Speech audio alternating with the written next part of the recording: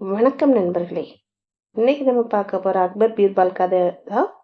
என்ன கதைன்னு பார்த்தீங்கன்னா, அக்பருக்கும் பீர்பாலுக்கும் அடிக்கடி ஏற்படும் மன வேறுபாடு.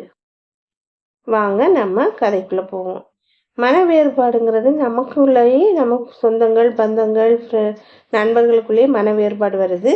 அப்போ இது அமைச்சருக்கும் அரசருக்கும் உள்ள மன வேறுபாடு அக்பர் பீர்பால் கதைகளில் தான் நம்ம பார்க்க போகிறோம். வாங்க வீடியோக்குள்ளே போவோம். அக்பரும் பீர்பாலும் அடிக்கடி ஏற்படும் மனவேறு அன்றைக்கும் ஏற்பட்டது. அக்பர் ஏதோ சொல்ல, அதற்கு பதிலாக பீர்பால் எதையோ சொல்ல, பேச்சு வளர்ந்து பெரிய சச்சரவில் கொண்டு போய் விட்டது. மன்னர் கோபம் கொண்டார். இனிமேல் என்னுடைய மண்ணில் நீ வாழக்கூடாது. எனது ஆளுகைக்கு உட்பட்ட மண்ணில் நீர் நடமாடுவதை குற்றமாக நான் கருதுகின்றேன். அதனால் என் மண்ணை விட்டு நீ வெளியேறிவிட வேண்டும் என்று ஆணை பிறப்பித்தார். சரி, உம்முடைய அதிகாரத்துக்கு உட்பட்ட மண்ணில் நான் வாழ மாட்டேன் என்று வீரப்பாக சொன்ன பீர்பால் அங்கிருந்து வெளியாகி சீன நாட்டுக்கு சென்றார்.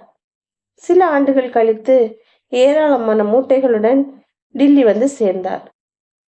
பீர்பால் ஏதோ ஒரு வெளிநாட்டுக்கு சென்று சில காலம் இருந்துவிட்டு இப்போது மீண்டும் டில்லிக்கு வந்து விட்டதை அக்பர் அறிந்தார்.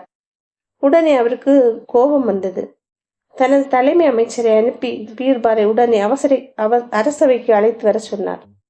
பீர்பாலின் இல்லம் சென்ற அமைச்சர் அன்போடு வரவேற்று வீடு முழுவதையும் சுட்டி காட்டினார். பீர்பால், இது என்ன, வீட்டுக்குள்ளேயும் வெளியேயும் மண்ணை கொட்டி வைத்திருக்கிறீர்களே என்று கேட்டார் அந்த அமைச்சர். இந்த மண் சீன நாட்டிலிருந்து கொண்டு வந்தேன், ஒரு காரணத்துக்காக தான் பரப்பி வைத்திருக்கிறேன் என்றார். பின்னர் அந்த அமைச்சரின் வண்டியை பின்தொடர்ந்து தன் வண்டியிலேயே அரசவை நோக்கி புறப்பட்டார்.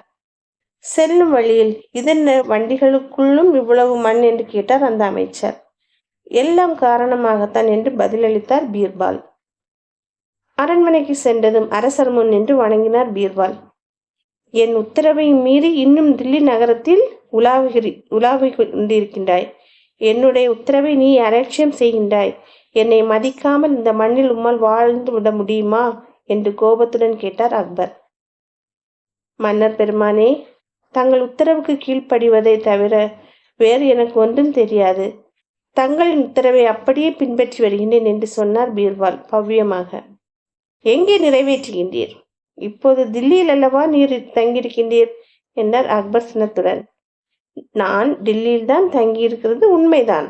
ஆனால் தங்களின் மண்ணில் நான் நடமாடவில்லை. அமைச்சரை கேட்டு பாருங்கள், அவரே என் வீட்டுக்கு வந்து பார்த்தாரே என்றார் பீர்பால். அமைச்சரை நோக்கி அக்பர், என்ன சொல்கிறார் இவர் அப்படி என்று கேட்டார். அதற்கு அமைச்சர் சொல்கிறார், மன்னர் அவர்களே, பீர்பால் தம் வீட்டுக்குள்ளும் வீட்டுக்கு வெளியேயும் மண்ணை கொட்டி பரப்பி இருக்கின்றார். பயணம் செய்த வண்டியிலும் கூட மண்ணை கொட்டி இருந்தார். எதற்காக இப்படியெல்லாம் செய்திருக்கிறீர் என்று எனக்கு விளங்கவில்லை என்று நான் அவரை கேட்டேன். காரணமாகத்தான் என்று சொல்கிறார். அப்போது பீர்பால், மன்னர் பிரானே, என் வீட்டின் உள்ளும் வெளியும், நான் பயணம் செய்யும் வண்டியிலும், நான் உலவும் என் வீட்டு தோட்டங்களிலும் நான் கொட்டி பரப்பியிருப்பது சீன தேசத்திலிருந்து கொண்டு வரப்பட்ட மண். அது உங்கள் நாட்டு டில்லியில் உள்ள மண் அல்ல. தங்களுக்கு சொந்தமான மண்ணில் நடமாடக்கூடாது என்றீர்கள். அதனால்தான் சீன மண்ணில் நடமாடிக் கொண்டிருக்கின்றேன். இது எவ்வாறு தங்கள் உத்தரவை நான் மீறிய செயலாகும் என்று அப்பாவி போல் பதில் சொன்னார்.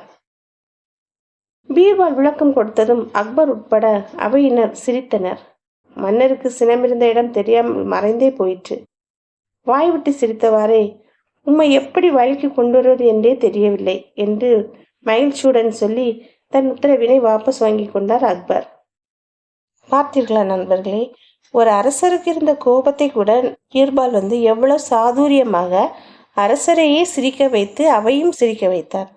நாம் தான் நம்முடைய மனதில் உள்ள மனக்கசப்புகளை மனதிலே வைத்து கொண்டு அவர்களுக்கு போட்டியாக என்ன செய்ய முடியும் என்பதை தான் யோசிக்கிறோமே தவிர அந்த கோபத்தை எப்படி குறைப்பது, எப்படி தணிப்பது என்று நாம் யோசிப்பதே இல்லை. ஒருவர் மேல் கோபம் இருக்கிறது என்றால் அதை நாம் வளர்த்து கொண்டே தான் இருக்கிறோமே தவிர அதை நாம் தடுத்து நிறுத்த பார்க்கவில்லை. இந்த கதையில் நமக்கு என்ன தெரியுது? நமக்கு யார் மேலேயாவது ஏதாவது கோபம் இருந்தாலும் நம்ம அதை வளர்க்காம அதோட விட்டுறணும். விட்டுட்டு அதுக்கு ஒரு முடிவை தான் தேடி எடுக்கணுமே தவிர நம்ம தான் செஞ்சதான் கரெக்டுன்னு நின்று பேசக்கூடாது.